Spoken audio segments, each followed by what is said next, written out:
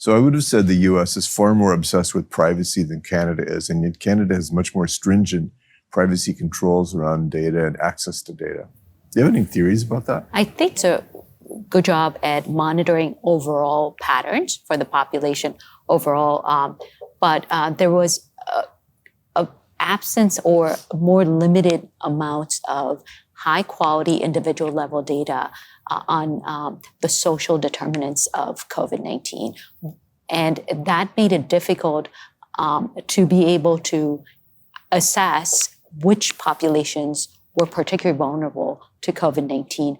What was the social dimension that rendered them more vulnerable, and so forth. So and difficult to tell.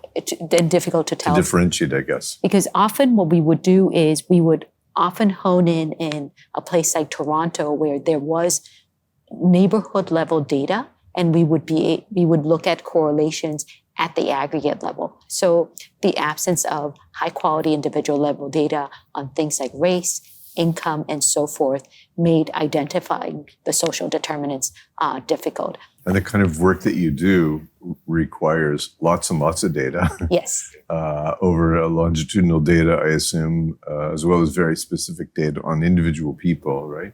Yes. Yeah. So a social demographer is someone that is, in essence, a data nerd that uses data nerd.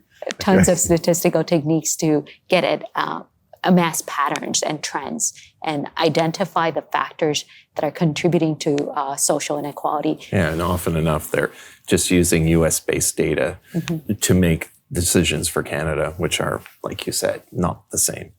So I think we definitely need more data, and Canada has to invest more on its data infrastructure so that policymakers in Canada are not making decisions based on their own individual assumptions.